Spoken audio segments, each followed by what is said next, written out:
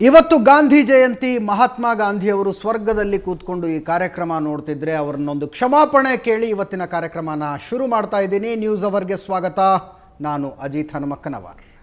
ಗಾಂಧಿ ಜಯಂತಿಯ ಪ್ರಯುಕ್ತ ದೇಶದಾದ್ಯಂತ ಮಹಾತ್ಮ ಗಾಂಧೀಜಿಯವರ ತತ್ವ ಸಿದ್ಧಾಂತಗಳನ್ನು ನೆನಪಿಸುವ ಕಾರ್ಯಕ್ರಮಗಳು ನಡೀತಾ ಇವೆ. ಅದರ ಜೊತೆಗೆ ಸ್ವಚ್ಛ ಭಾರತ ಅಭಿಯಾನ ಅನ್ನುವಂಥ ಹೆಸರಿನಲ್ಲಿ ಇಡೀ ಭಾರತವನ್ನು ಸ್ವಚ್ಛಗೊಳಿಸುವ ವಿಶೇಷ ಕಾರ್ಯಕ್ರಮ, ಆ ಮೂಲಕ ಮಹಾತ್ಮ ಗಾಂಧಿಯವರಿಗೆ ನಮನಗಳನ್ನು ಸಲ್ಲಿಸುವಂಥ ವಿಶೇಷ ಕಾರ್ಯಕ್ರಮ ನಡೀತಾ ಇದೆ. ಆದರೆ ಇದೆಲ್ಲದರ ಮಧ್ಯದಲ್ಲಿ ಮಹಾತ್ಮ ಗಾಂಧೀಜಿಯ ಪುತ್ಥಳಿಯ ಅನಾವರಣದ ಸಂದರ್ಭದಲ್ಲಿ ಬೆಂಗಳೂರಿನಲ್ಲಿ ಒಂದು ಅಪಸವ್ಯ ನಡೆದಿರುವಂಥದ್ದು. ವಿಧಾನಸೌಧ ಮತ್ತು ವಿಕಾಸಸೌಧದ ಮಧ್ಯಗಳಲ್ಲಿ ವಿಧಾನ ಪರಿಷತ್ ವತಿಯಿಂದ ಪ್ರತಿಷ್ಠಿತವಾಗಿದ್ದಂಥ ಮಹಾತ್ಮ ಗಾಂಧೀಜಿಯವರ ಪುತ್ಥಳಿಯನ್ನು ಅನಾವರಣಗೊಳಿಸಿದ ವೇದಿಕೆಯ ಮೇಲೆ ಚಕ್ರವರ್ತಿ ಸೂಲಿಬೆಲೆ ಮಹಾತ್ಮ ಗಾಂಧೀಜಿಯವರ ತತ್ವ ಸಿದ್ಧಾಂತಗಳ ಕುರಿತು ಮಾತನಾಡಿದ್ರು. ಅದರಿಂದ ಮುಖ್ಯಮಂತ್ರಿ ಸಿದ್ದರಾಮಯ್ಯನವರಿಗೆ ಕಸಿವಿಸಿ ಆಯಿತು. ಆ ನಂತರ KPCC ಕೇಂದ್ರ ಕಚೇರಿಯಲ್ಲಿ ನಡೆದಂಥ ಪತ್ರಿಕಾಗೋಷ್ಠಿಯಲ್ಲಿ ಇದೊಂದು ಅಚಾತುರ್ಯ, ಆ ಮನುಷ್ಯ ವೇದಿಕೆ ಮೇಲೆ ಬರ್ತಾರೆ ಅನ್ನೋದು ನನಗೆ ಗೊತ್ತೇ ಇರಲಿಲ್ಲ ಅಂತ ಮುಖ್ಯಮಂತ್ರಿಗಳು ಹೇಳಿದರು. ಯಾಕೆ ಇಂಥದ್ದೊಂದು ಅಪಸವ್ಯ ನಡೀತು? ಇದು ನಿಜಕ್ಕೂ ಅಚಾತುರ್ಯನ? ಬಲಪಂಥೀಯ ವಿಚಾರಧಾರೆಗಳನ್ನು ಇಟ್ಟುಕೊಂಡಂಥವರಿಗೆ ಮಹಾತ್ಮ ಗಾಂಧೀಜಿಯ ಬಗ್ಗೆ ಮಾತನಾಡುವ ಅಧಿಕಾರ ಇಲ್ಲವಾ? ಮಹಾತ್ಮ ಗಾಂಧೀಜಿಯವರನ್ನು ಕಾಂಗ್ರೆಸ್ನವರು ಗುತ್ತಿಗೆಗೆ ಪಡೆದಿದ್ದಾರೆ. ಎಲ್ಲ ವಿಷಯಗಳ ಬಗ್ಗೆ ಚರ್ಚೆ ಮಾಡೋದಕ್ಕೆ ಇವತ್ತು ನಮ್ಮ ಜೊತೆ ಮೂವರು ಗಣ್ಯ ಅತಿಥಿಗಳಿದ್ದಾರೆ. ಮೊಟ್ಟ ಮೊದಲನೇದಾಗಿ ಚಕ್ರವರ್ತಿ ಸೂಲಿಬೆಲೆ ಅವರು, ಕಾರ್ಯಕ್ರಮಕ್ಕೆ ಸ್ವಾಗತ. ನಮಸ್ಕಾರ. ಇನ್ನು ಹಿರಿಯ ಕಾಂಗ್ರೆಸ್ ಮುಖಂಡ VS ಉಗ್ರಪ್ಪನವರು, ಸರ್ ತಮ್ಮ ಕಾರ್ಯಕ್ರಮಕ್ಕೆ ಸ್ವಾಗತ. ಇನ್ನೊಂದು ಸ್ಟುಡಿಯೋದಿಂದ ಹಿರಿಯ ವಕೀಲರಾದಂಥ VS ಹೆಗಡೆ ಅವರು ಇರ್ತಾರೆ. ಹೆಗಡೆ ಅವರೇ, ತಮಗೂ ಕೂಡ ಕಾರ್ಯಕ್ರಮಕ್ಕೆ ಸ್ವಾಗತ. ನಮಸ್ಕಾರ. ಮೂರು ಜನ ಗಣ್ಯ ಅತಿಥಿಗಳ ಜೊತೆಗೆ ಚರ್ಚೆಯನ್ನು ಆರಂಭಿಸೋದಕ್ಕಿಂತ ಮುಂಚೆ ಒಂದು ಸಲ ಇವತ್ತಿನ ಕಾರ್ಯಕ್ರಮದಲ್ಲಿ ಆಗಿದ್ದೇನು, ಯಾರು ಯಾವ ರೀತಿಯಾಗಿ ಮಾತನಾಡಿದ್ರು, ಯಾರ್ದು ಸರಿ ಯಾರ್ದು ತಪ್ಪು, ಈ ವರದಿಯನ್ನು ನೋಡಿಕೊಂಡು ಬನ್ನಿ. ಒಬ್ಬ RSS ಭಾಷಣ ಮಾಡಕ್ ಕರ್ಕೊಂಡ್ಬಿಡೋದು, ನನಗಲ್ಲಿ ಬಂದ ಮೇಲೆ ಗೊತ್ತಾಯ್ತು, ಅವ್ನು ನೋಡಿದ ಮೇಲೆ. ಬರಿಯ ಮಣ್ಣಿನಿಂದ ಶ್ರೇಷ್ಠ ವೀರರನ್ನು ತಯಾರಿಸಬಲ್ಲಂತ ಸಾಮರ್ಥ್ಯ ಇರೋ ವ್ಯಕ್ತಿ ಮಹಾತ್ಮ ಗಾಂಧೀಜಿ ಅಂತ. ಹೊಸ ಅರ್ಥದಲ್ಲಿ ನಡೆಯುತ್ತಿದ್ದ ಗಾಂಧಿ ಜಯಂತಿಯ ಮಧ್ಯೆ ಇದೊಂದು ಅಪಸವ್ಯ. ಯಾರದು ಸರಿ ಯಾರದು ತಪ್ಪು ಅನ್ನೋದಕ್ಕಿಂತ ಇವತ್ತಿನ ದಿನ ಇದು ಬೇಕಿತ್ತಾ ಅನ್ನೋದು ಪ್ರಶ್ನೆ. ಒಬ್ಬ RSS ಭಾಷಣ ಮಾಡಕ್ ಕರ್ಕೊಂಡ್ಬಿಡೋದು, ನನಗಲ್ಲಿ ಬಂದ ಮೇಲೆ ಗೊತ್ತಾಯ್ತು, ಅವ್ನು ನೋಡಿದ ಮೇಲೆ. ಬರಿಯ ಮಣ್ಣಿನಿಂದ ಶ್ರೇಷ್ಠ ವೀರರನ್ನು ತಯಾರಿಸಬಲ್ಲಂತ ಸಾಮರ್ಥ್ಯ ಇರೋ ವ್ಯಕ್ತಿ ಮಹಾತ್ಮ ಗಾಂಧೀಜಿ ಅಂತ. ಕೇಂದ್ರ ಸರ್ಕಾರ ಸ್ವಚ್ಛ ಭಾರತ ಅಭಿಯಾನದ ಮೂಲಕ ಗಾಂಧಿ ಜಯಂತಿ ಆಚರಿಸಲು ಹೊರಟ್ರೆ, ರಾಜ್ಯ ಸರ್ಕಾರ ಅದನ್ನು ಮಹಾತ್ಮ ಗಾಂಧಿ ಪುತ್ಥಳಿ ಅನಾವರಣದ ಮೂಲಕ ಆಚರಿಸಲು ಹೊರಟಿತ್ತು. ಸ್ಥಳ ವಿಧಾನಸಭೆ ಆವರಣ.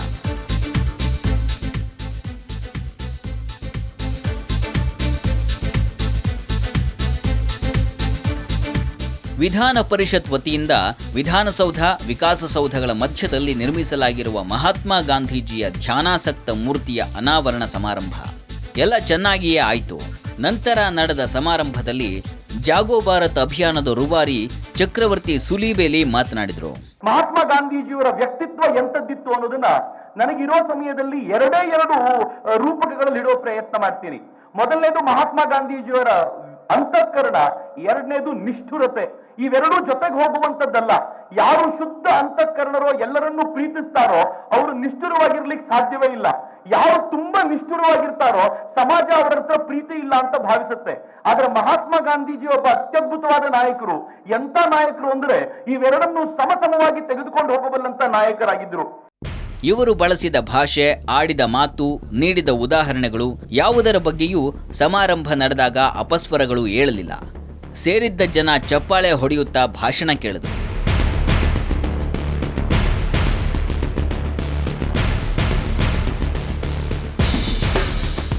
ಚಕ್ರವರ್ತಿ ಸೂಲಿಬೆಲೆ ನಂತರ ಭಾಷಣಕ್ಕೆ ನಿಂತ ಮುಖ್ಯಮಂತ್ರಿ ಸಿದ್ದರಾಮಯ್ಯನವರು ಸ್ವಲ್ಪ ಕಿರಿಕಿರಿಗೊಳಗಾದಂತೆ ಇದ್ದರು. ಗಾಂಧೀಜಿ ತತ್ವ ಸಿದ್ಧಾಂತಗಳ ಬಗ್ಗೆ ಮಾತನಾಡ್ತಾ ಕೋಮುವಾದ, ದೇಶ ವಿಭಜನೆಗಳ ವಿಷಯಕ್ಕೆ ಹೋದರು. ಇಲ್ಲಿಂದ ಎದ್ದು ಬಂದು KPCC ಕೇಂದ್ರ ಕಚೇರಿಯಲ್ಲಿನ ಗಾಂಧಿ ಜಯಂತಿ ಕಾರ್ಯಕ್ರಮಕ್ಕೆ ಬರುವ ಹೊತ್ತಿಗೆ ಸಿದ್ದರಾಮಯ್ಯನವರ ಸಿಟ್ಟು ಚಕ್ರವರ್ತಿ ಸೂಲಿಬೆಲೆಯವರ ಕಡೆಗೆ ಕೇಂದ್ರೀಕೃತವಾಗಿತ್ತು. ಅವನು ಯಾರು ಅಂತಲೂ ಗೊತ್ತಿಲ್ಲ ನನಗೆ. ಆಮೇಲೆ ಅವನು ಬಂದು ಅವ್ನ ಭಾಷಣ ಪ್ರಾರಂಭ ಮಾಡಿದ ತಕ್ಷಣ ಗೊತ್ತಾಯಿತು ಇವನು RSSನವನು ಅಂತ ವಾಸನೆ ಹೊಡೆಯೋಕ್ಕೆ ಶುರುವಾಯಿತು. ಆದರೆ ಏನು ಮಾಡೋದು, ಸೌಜನ್ಯಕ್ಕೋಸ್ಕರವಾಗಿ ಅಲ್ಲಿ ಮಾತಾಡಬಾರ್ದು ಅಂಥೇಳಿ ನಾವು ಅದನ್ನು ಪ್ರತಿಭಟನೆ ಮಾಡಲಿಲ್ಲ. ನನಗೆ ಮೊದಲೇ ಗೊತ್ತಿದ್ರೆ ಚಕ್ರವರ್ತಿ ಸೂಲಿಬೇಲಿ ಅವರನ್ನ ವೇದಿಕೆ ಏರೋದಕ್ಕೆ ಬಿಡ್ತಲೇ ಇರಲಿಲ್ಲ ಅನ್ನುವಂಥ ಧಾಟಿಯಲ್ಲಿ ಮಾತನಾಡಿದರು CM.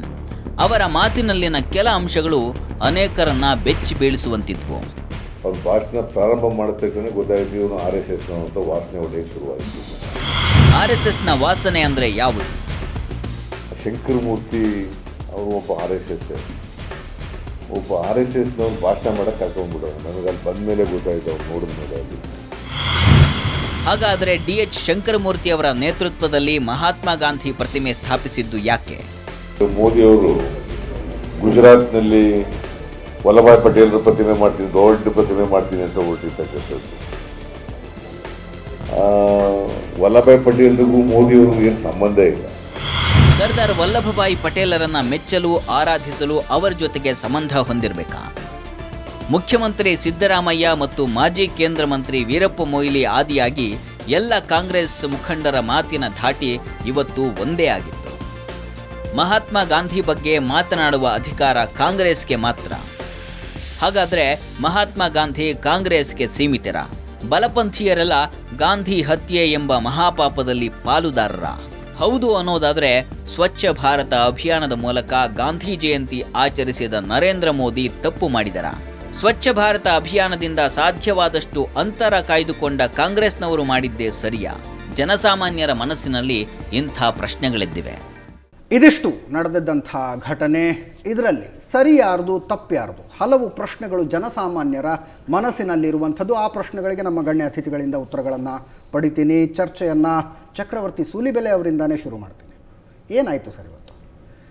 ವಿಧಾನ ಪರಿಷತ್ನಿಂದ ಪ್ರತಿಷ್ಠಾಪಿಸಲ್ಪಟ್ಟಂಥ ಮಹಾತ್ಮ ಗಾಂಧೀಜಿಯ ಪ್ರತಿಮೆ ಅನಾವರಣ ಕಾರ್ಯಕ್ರಮದಲ್ಲಿ ತಾವು ಮಾತನಾಡಿದ್ರಿ. ನೀವು ಮಾತನಾಡೋದು ಗೊತ್ತೇ ಇರಲಿಲ್ಲ ಅಂತ ಮುಖ್ಯಮಂತ್ರಿಗಳು ಹೇಳಿದರು.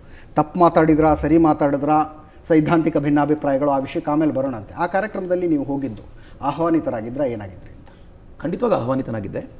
ನನ್ನನ್ನು DH ಶಂಕರಮೂರ್ತಿಯವರು ಬರಲಿಕ್ಕೆ ಹೇಳಿದರು. ಮತ್ತು ಅವ್ರು ಹೇಳಿದರು ಅಧಿಕೃತವಾಗಿ ಕಾರ್ಯಕ್ರಮ ಜವಾಬ್ದಾರಿ ನಂದೇ ಇದೆ, ನೀವು ಬನ್ನಿ ಅಂತ.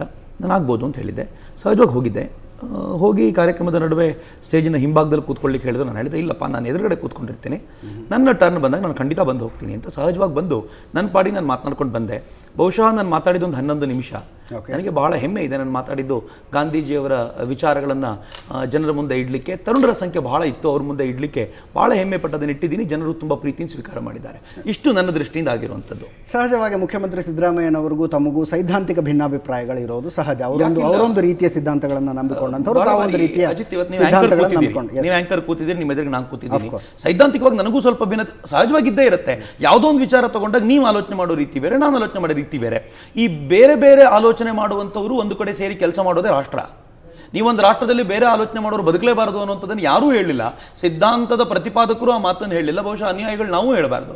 ನಮ್ಮ ಸಿದ್ಧಾಂತಗಳ ವಿಚಾರ ಬೇರೆ. ಆದರೆ ಇವತ್ತು ಕೂತಿದ್ದೀವಿ ಅಂತಂದರೆ ಎಲ್ಲ ಸಿದ್ಧಾಂತಗಳನ್ನು ಸಮ್ಮಿಳಿತಗೊಳಿಸಿಕೊಂಡು ಒಂದು ಶ್ರೇಷ್ಠ ಭಾರತದ ಕಲ್ಪನೆ ಕಟ್ಟಿಕೊಟ್ಟಂಥ ಮಹಾತ್ಮ ಗಾಂಧೀಜಿಯವರ ಕುರಿತಂತೆ ಮಾತನಾಡಬೇಕು ಅಂತಂದಾಗ ಬಹುಶಃ ಇಲ್ಲಿ ಸಿದ್ಧಾಂತ ಅಡ್ಡ ಬರಬಾರ್ದಿತ್ತು ಅಂತ ನನಗನ್ಸುತ್ತೆ. ಉಗ್ರಪ್ಪ ಸರ್, ಏನಾಗಿದೆ ಈ ಕಾರ್ಯಕ್ರಮದಲ್ಲಿ? ಚಕ್ರವರ್ತಿ ಸೂಲಿಬೆಲೆ ವೇದಿಕೆಯ ಮೇಲಿದ್ದು ಅಚಾತುರ್ಯ ಅಂದ್ಬಿಟ್ರು CM. ನೋಡಿ, ಈ ಒಂದು ಕಾರ್ಯಕ್ರಮ ವಿಧಾನಮಂಡಲದ ಕಾರ್ಯಕ್ರಮ. ಬಹುಶಃ ಇನ್ನೂ ಒಂದು ಹೆಜ್ಜೆ ಮುಂದೆ ಹೋದರೆ ಸರ್ಕಾರದಿಂದ ಸುಮಾರು 14 ಕೋಟಿ ರೂಪಾಯಿಗಳು ಇದಕ್ಕೆ ವೆಚ್ಚ ಆಗಿದೆ. ವಿಧಾನ ಪರಿಷತ್ತಿನಲ್ಲಿ ಈ ವಿಚಾರವನ್ನು ಪ್ರಸ್ತಾಪ ಮಾಡಿ ಒಂದು ತೀರ್ಮಾನ ಕೈಗೊಂಡಾದ ಮೇಲೆ ಗಾಂಧೀಜಿಯವರ ಪುತ್ಥಳಿಯನ್ನು ಅಲ್ಲಿ ಸ್ಥಾಪನೆ ಮಾಡತಕ್ಕಂಥದ್ದಕ್ಕೆ ಮಾನ್ಯ ಶಂಕರಮೂರ್ತಿಯವರು ವಿಧಾನ ಪರಿಷತ್ತಿನ ಚೇರ್ಮನ್ರವರು ನನ್ನ ಮುಂದಾಳತ್ವದಲ್ಲೇ ಇದನ್ನೆಲ್ಲವನ್ನು ಸಹ ನೆರವೇರಿಸ್ತೀನಿ ಅನ್ನುವಂಥ ಮಾತುಗಳನ್ನು ಹೇಳಿದಂಥ ಹಿನ್ನೆಲೆಯಲ್ಲಿ ಅವರಿಗೆ ರಾಜ್ಯ ಸರ್ಕಾರ ಈ ಜವಾಬ್ದಾರಿಯನ್ನು ಕೊಟ್ಟಿದ್ದರು. ಬಹುಶಃ ಈ ಜವಾಬ್ದಾರಿಯನ್ನು ತೆಗೆದುಕೊಂಡಂಥ ಮಾನ್ಯ ಶಂಕರಮೂರ್ತಿಯವರು ಏನೆಲ್ಲ ಕಾರ್ಯಕ್ರಮವನ್ನು ರೂಪಿಸಿರ್ತಕ್ಕಂಥ ಸಂದರ್ಭದಲ್ಲಿ ಬಹುಶಃ ನೋಡಿ, ಪ್ರಾಸ್ತಾವಿಕ ನುಡಿಗಳನ್ನು ನಾನು ಇಂಥವರನ್ನು ಕರೆದು ಮಾತನಾಡಿಸ್ತೇನೆ ಅಂತ ಏನಾದರೂ ಸಹ ಯಾರಾದರೂ ಗಮನಕ್ಕೆ ತಂದಿದ್ದರೆ, ಅಥವಾ ಅದಕ್ಕೆ ಸಂಬಂಧಪಟ್ಟಂಥ ಇನ್ವಿಟೇಷನ್ ಏನಿತ್ತು ಆ ಇನ್ವಿಟೇಷನಲ್ಲಿ ಏನಾದರೂ ಅವ್ರ ಹೆಸರನ್ನು ಹಾಕಿದ್ದಿದ್ರೆ ಹೋಗಲಿ, ಈಗಾಗಲೇ ಸಮಿತಿ ಮುಂದೆ ಮತ್ತು ಸಂಬಂಧಪಟ್ಟಂಥವರ ಮುಂದೆ ಇದನ್ನು ಚರ್ಚೆ ಮಾಡಿ ಅಂತಿಮ ತೀರ್ಮಾನ ತೆಗೆದುಕೊಂಡಿದ್ದಾರೆ. ಹಾಗಾಗಿ ಚಕ್ರವರ್ತಿಯವರು ಮಾತನಾಡಿರುವಂಥದ್ರಲ್ಲಿ ತಪ್ಪಿಲ್ಲ ಅಂತಕ್ಕಂಥದ್ದು ಒಂದು. ಆದರೆ ಇಲ್ಲಿ ಇನ್ವಿಟೇಷನಲ್ಲಿ ಅವರ ಹೆಸರಿಲ್ಲ. ಯಾವುದೇ ಸಂದರ್ಭದಲ್ಲಿ ಅವರಿಂದ ಮಾತನಾಡಿಸ್ತೇವೆ ಅನ್ನುವಂಥ ಪ್ರಸ್ತಾಪ ಮಾಡಿಲ್ಲ ಶಂಕರಮೂರ್ತಿಯವರು. ಅಷ್ಟೇ ಅಲ್ಲ, ಒಂದು ವೇಳೆ ಮಾತನಾಡಿಸಬೇಕು ಅನ್ನೋ ಹಾಗಿದ್ದರೆ ಒಂದು ಕಡೆ 75 ಜನ ಶಾಸಕರು ವಿಧಾನ ಪರಿಷತ್ನಲ್ಲೇ ಇದ್ದಾರೆ, 225 ಜನ ವಿಧಾನಸಭೆಯಲ್ಲಿದ್ದಾರೆ, ಮಾಜಿ ಶಾಸಕರುಗಳಿದ್ದಾರೆ, ಮಾಜಿ ಮಂತ್ರಿಗಳಿದ್ದಾರೆ, ಮಾಜಿ ಸಂಸತ್ ಸದಸ್ಯರಿದ್ದಾರೆ. ಅದರ ಜೊತೆಗೆ ನಮ್ಮ ರಾಜ್ಯದಲ್ಲಿ ಅನೇಕ ಜನ ಸ್ವಾತಂತ್ರ್ಯ ಹೋರಾಟಗಾರರಿದ್ದಾರೆ.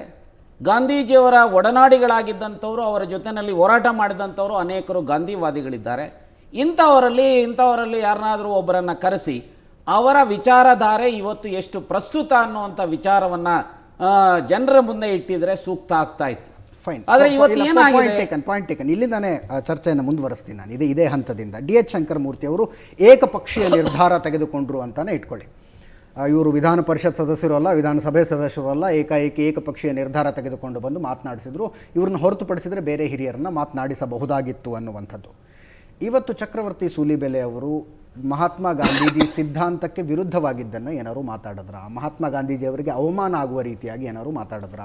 ಅಥವಾ ವೇದಿಕೆಯ ಮೇಲಿದ್ದಂಥ ಮುಖ್ಯಮಂತ್ರಿಗಳಿಗೆ ಮುಜುಗರ ಆಗುವ ರೀತಿಯಲ್ಲಿ ಮಾತನಾಡಿದ್ರ? ಮಾತನ್ನ ಅರ್ಥ ಮಾಡ್ಕೋಬಲ್ಲೆ.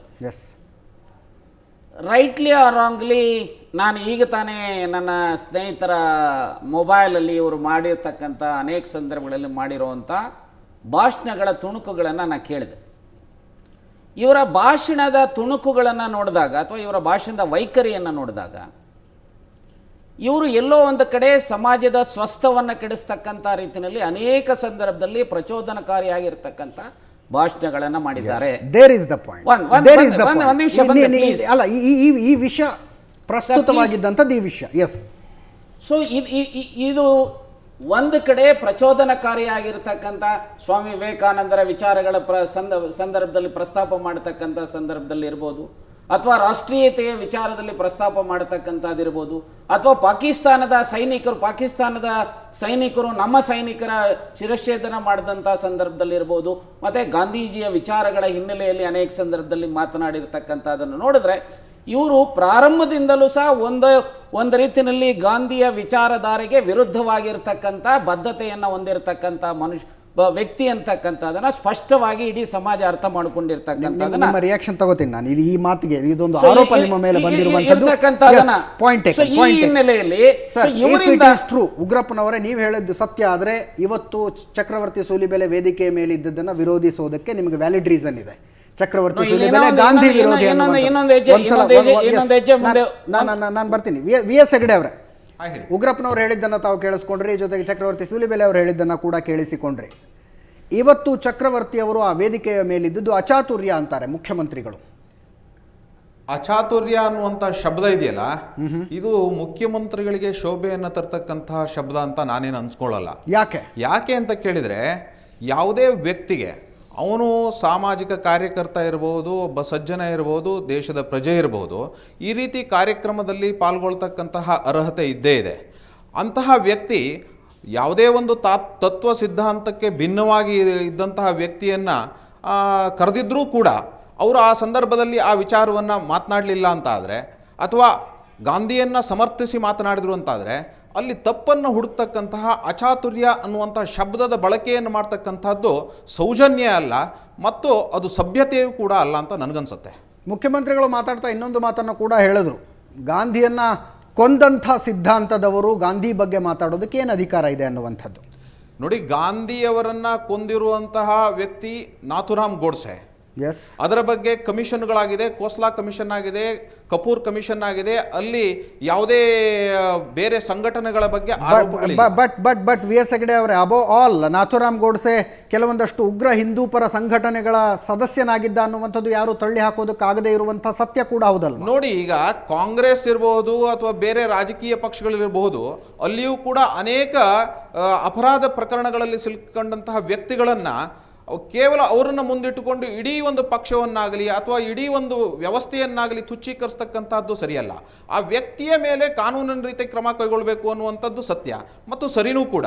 ಆದರೆ ಅದೇ ಕಾರಣಕ್ಕಾಗಿ ಯಾವುದೋ ಒಂದು ಸಂಘಟನೆಯನ್ನು ಬದನಾಮ್ ಮಾಡ್ತಕ್ಕಂಥದ್ದು ಅಥವಾ ಸಂಘಟನೆಗೆ ಆರೋಪವನ್ನು ಹೊರಿಸ್ತಕ್ಕಂಥದ್ದು, ಆ ಸಂಘಟನೆ ಹೊರಗೆ ಬಂದಿದ್ರೂ ಕೂಡ, ಆ ಒಂದು ಆರೋಪದಿಂದ ಹೊರಗೆ ಬಂದಿದ್ರೂ ಕೂಡ ಮತ್ತೆ ಮತ್ತೆ ಮತ್ತೆ ಮತ್ತೆ ಏನು ಹೇಳ್ತೀವಲ್ಲ ನಾವು, ಈ ಕಬ್ಬಿನ ಜಲ್ಲೆ ಇರ್ತದೆ, ಅದು ರಸವನ್ನು ಕಳ್ಕೊಂಡಿರ್ತದೆ, ಮತ್ತೆ ಅದನ್ನೇ ಜಿಗಿತಾ ಇರ್ತಕ್ಕಂತಹ ಕೆಲಸ ಇದೆಯಲ್ಲ, ಇದು ತಮ್ಮ ಒಂದು ಪಟ್ಟಭದ್ರ ಹಿತಾಸಕ್ತಿ ಎಲ್ಲ ಒಂದ್ ಕಡೆ ಈ ಪ್ರಶ್ನೆಗಳನ್ನ ಕೇಳೋದಕ್ಕೆ ಬೇಜಾರಾಗುತ್ತೆ. ಮಹಾತ್ಮ ಗಾಂಧಿ ಹೇಗೆ ಬದುಕಿದ್ರು ಅನ್ನೋದಕ್ಕಿಂತ ಹೇಗೆ ಸತ್ರು ಅನ್ನೋದ್ರ ಬಗ್ಗೆನೇ ಈ ದೇಶದಲ್ಲಿ ಜಾಸ್ತಿ ಚರ್ಚೆಗಳಾಗಿರುವ ಅದೊಂದು ದುರಂತ. ಮತ್ತೆ ಇದ್ರ ಹಿಂದ್ಗಡೆ ವೆಸ್ಟೆಡ್ ಇಂಟ್ರೆಸ್ಟ್ ಅಂತಂದ್ರೆ ಏನು, ಪಟ್ಟಭದ್ರ ಹಿತಾಸಕ್ತಿಗಳಿದೆ, ತಮ್ಮ ರಾಜಕೀಯ ಬೇಳೆಗಳನ್ನ ಬೇಯಿಸ್ಕೊಳ್ಳುವುದಕ್ಕಾಗಿ ಇದನ್ನ ಮಾಡ್ತಾ ಇದ್ದಾರೆ ಅಂತ ನನಗನ್ಸುತ್ತೆ. ಎಸ್, ನಾನು ಮತ್ತೆ ಬರ್ತೀನಿ ಹೆಗಡೆ ಅವರು. ತಮಗೆ ಉಗ್ರಪ್ಪನವರು ನೇರವಾದಂಥ ಒಂದು ಮಾತನ್ನ ಹೇಳ್ತಾರೆ. ಈ ಹಿಂದೆ ಚಕ್ರವರ್ತಿ ಸೂಲಿಬೆಲೆ ಅವರು ಮಾತನಾಡಿದಂಥ ಭಾಷಣದ ತುಣುಕುಗಳನ್ನು ನಾನು ಕೇಳಿದ್ದೀನಿ. ಇವರು ಗಾಂಧಿ ವಿರೋಧಿ, ಗಾಂಧಿ ಸಿದ್ಧಾಂತಗಳಿಗೆ ಅವಮಾನ ಆಗುವ ರೀತಿಯಲ್ಲಿ ಮಾತನಾಡಿದ್ದಾರೆ ಅನ್ನುವಂಥದ್ದು. ಅದು ನಿಜಾನ? ಅದನ್ನು ಚಕ್ರವರ್ತಿ ಸೂಲಿಬೆಲೆ ಒಪ್ಕೊಳ್ತಾರ?